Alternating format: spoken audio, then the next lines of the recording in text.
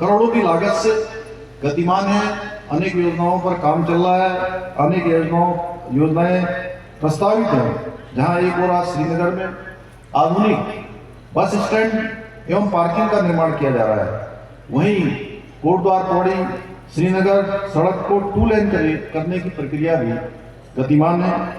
इसके अलावा आपके नजदीकी नेथाड़ा रानीहाट रेलवे स्टेशन का निर्माण कार्य भी बहुत तेजी से चल रहा है और इसके बनने से इस क्षेत्र में अनेक प्रकार का रोजगार आने वाला है। कनेक्टिविटी अच्छी होने वाली है। आप लोगों को बहुत आसानी से यहाँ से आप श्रीनगर कब पहुँच गए आपको पता भी नहीं लगेगा। बैठेंगे और बैठते बैठते जो है श्रीनगर पहुँच जाए, वो ऋषिकेश पहुँच जाएंगे श्रीनगर से। इसके साथ ही 200 करोड़ रुपए की लागत से सीवर लाइन बिछाने के साथ ही ड्रेनेज सिस्टम, यहाँ पानी की निकासी के लिए इसका निर्माण कार्य भी तेज गति के साथ पूरा किया जा रहा है। 16 करोड़ रुपए की लागत से संयुक्त उप चिकित्सालय का निर्माण करने के साथ ही 6 करोड़ रुपए की लागत से बेस अस्पताल में कार्डियक कैथलिक लैब की स्थापना भी की गई है। राजकीय आदर्श इंटर कॉलेज में आवासीय बालक छात्रावास निर्माण करने के साथ ही राजकीय प्राथमिक विद्यालय श्रीकोट गंगा नाली में नए भवन का निर्माण भी किया गया है। इसके साथ ही हम सबके आराध्य भगवान श्री कमलेश्वर महादेव मंदिर परिसर का भव्य विकास कार्य भी प्रगति पर है, जिसमें गर्भगृह का निर्माण अष्टधातु से किया जा रहा है। बहुत जल्दी हम सब श्रीनगर के लिए देहरादून से हेलीकॉप्टर की सेवा भी शुरू करने वाले हैं। इस क्षेत्र में इस सेवा के शुरू होने से पर्यटन के क्षेत्र में और आपातकालीन सेवाओं में भी ये बहुत सहायक होने वाला है, बहुत लाभ देने वाला है। उत्तराखंड के अन्य क्षेत्रों की भांति हम आज श्रीनगर में भी लखपति दीदी योजना और सौर स्वरोजगार योजना जैसी योजनाओं को प्रोत्साहित करने हेतु लगातार काम कर रहे हैं। इन सभी कामों के साथ बहुत लंबी लिस्ट है, मैं इसमें बोलूंगा तो बहुत समय चला जाएगा। मैं इतना ही कहना चाहता हूं कि हमने राज्य हित में भी बहुत सारे निर्णय लिए हैं।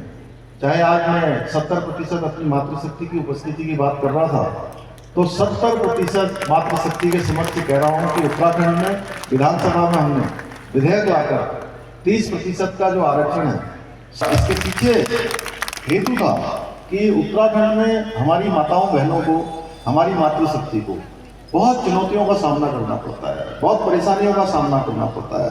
उनका जीवन बहुत चुनौतीपूर्ण होता है, इसलिए उनको हर क्षेत्र में आगे आने का अवसर मिलना चाहिए।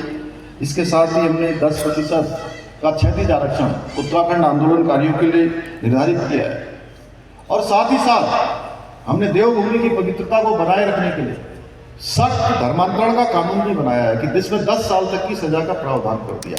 अब कोई यहाँ पर इस प्रकार का धर्मांतरण जिससे पाप नहीं कर पाएगा। भाइयों बहनों, दंगा रोकने के लिए हमने दंगा रोधी कानून बनाया है और देश का सबसे कड़ा नकल विरोधी कानून भी हमने उत्तराखंड देवभूमि में लागू किया है, जिसका परिणाम हुआ है कि 19,000 से भी ज़्यादा नौकरियां पिछले 3 सालों में हमने देने में हमने हमारे नौजवान युवा भाई बहनों को सफलता प्राप्त की है और एक भी मामले में कहीं पर भी कोई नकल का मामला नहीं आया है। और अभी पीसीएस परीक्षा का जो फाइनल परिणाम आया है, तो हमारे पौड़ी जनपद के भी, श्रीनगर के आसपास के भी बहुत सारे हमारे गरीब माता पिता के बेटे बेटियों को एसडीएम और तहसीलदार में चयन होने का अवसर मिला है। और इतना ही नहीं, उत्तराखंड का कोई जिला ऐसा नहीं है जिस जिले से आज इन जो नौकरियां लग रही हैं उन नौकरियों में चयन नहीं हो रहा है। पहले के समय में परीक्षाओं में लोग बैठते थे, फार्म भरते थे, समय भी बर्बाद होता था, उनके माता पिता का जो है संसाधन भी लगते थे, अपना खाना न खाकर, अपने कपड़े न पहनकर वो बेटे बेटियों को पढ़ाते लिखाते थे, भाइयों बहनों, उनकी तैयारियां करवाते थे। लेकिन जब रिजल्ट आता था तो उनका चयन नहीं होता था। चयन किनका होता था? जो नकल माफियाओं के साथ मिले होते थे। हमने इन नकल माफियाओं की कमर तोड़ने का भी काम किया है भाइयों बहनों। लैंड जिहाद एक बड़ी समस्या उत्तराखंड के अंदर थी। आज इस लैंड जिहाद, जो अतिक्रमण, सरकारी जमीनों पर कब्जा, कहीं नीली चादर चढ़ाकर, कहीं पीली चादर चढ़ाकर, कहीं हरी चादर चढ़ाकर हजारों एकड़ जमीन भूमि हमारी कब्जा कर रखी थी। एक तरह से लैंड जिहाद चल रहा था। इस लैंड जिहाद के खिलाफ हमने कार्रवाई करी है भाइयों बहनों और 5,500 एकड़ से भी ज़्यादा जमीन हमने इस लैंड जिहाद से मुक्त करवाई है। और आज हम मंत्रिमंडल की बैठक करके सीधे यहाँ आ रहे हैं और धन सिंह जी, एक हमने वायदा किया था 2022 के चुनाव में कि राज्य के अंदर रहने वाले हर एक व्यक्ति के लिए, चाहे किसी जाति का होगा, किसी पंथ का होगा, किसी समुदाय का होगा, कि हम सबसे पहले नई सरकार के गठन होते ही जो हम आदरणीय मोदी जी के नेतृत्व में 2022 में इस चुनाव में गए थे, हमने कहा था कि हम देवभूमि में रहने वाले हर एक व्यक्ति के लिए एक समान कानून लागू करेंगे, और हमने वो वादा पूरा कर रहे हैं। हम आज मंत्रिमंडल में इसका सर्वसम्मति से प्रस्ताव हमारा पारित हो गया है। बहुत जल्दी इसी माह हम इसको लागू करने वाले हैं। भाइयों बहनों, इतना ही नहीं, बहुत जल्दी हम प्रदेश के अंदर,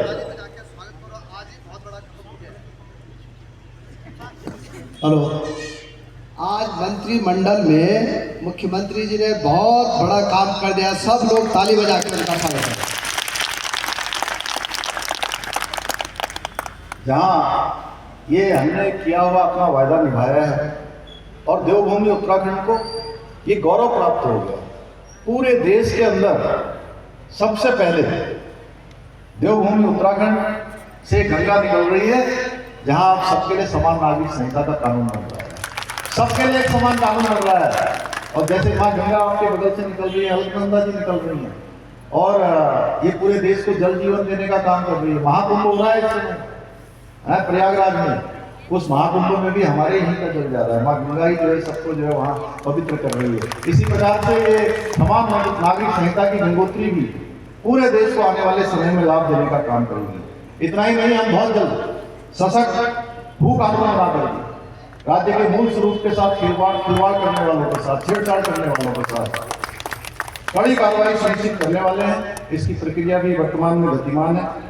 भाइयों बहनों, एक और भाजपा की सरकार है जो उत्तराखंड को देश का अग्रणी राज्य बनाने के लिए अपने विकल्प रहित संकल्प, यानी कि जिस संकल्प में कोई विकल्प नहीं है कि उत्तराखंड हमारा देश का नंबर 1 राज्य बने, देश का अग्रणी राज्य बने, देश के अग्रिम पंक्ति के राज्यों में उत्तराखंड का नाम हो, उत्तराखंड हिंदुस्तान का श्रेष्ठ राज्य हो, इस मूल मंत्र के साथ काम कर रहे हैं।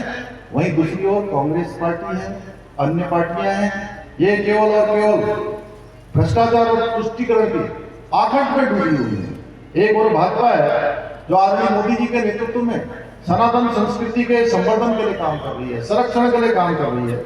वहीं दूसरी ओर कांग्रेस पार्टी है जिसने अपने चहेते वोट बैंक को खुश करने के लिए अयोध्या में जो भगवान श्री रामचंद्र जी का 500 सालों के बाद भव्य और दिव्य मंदिर बनकर जब तैयार हो गया, उसकी प्राण प्रतिष्ठा के कार्यक्रम में भी नहीं आए भाइयों। आप सोचिए कि उनको न्योता भेजा गया कि आइए आप, लेकिन वो नहीं आए। जानते हैं क्यों नहीं आए? वो इसलिए नहीं आए, उनको पता था कि अगर हम भगवान रामचंद्र जी के प्राण प्रतिष्ठा के कार्यक्रम में सम्मिलित हो गए तो एक विशेष वोट बैंक हमसे दूर चला जाएगा। जानते हैं ना कौन सा वोट बैंक है वो? एक और भारतीय जनता पार्टी है जिसने कश्मीर में धारा 370 समाप्त की है और 3 तलाक जैसे कलंक को भी समाप्त करने का काम किया है। वहीं दूसरी ओर कांग्रेस है जो आज किन लोगों के साथ खड़ी है।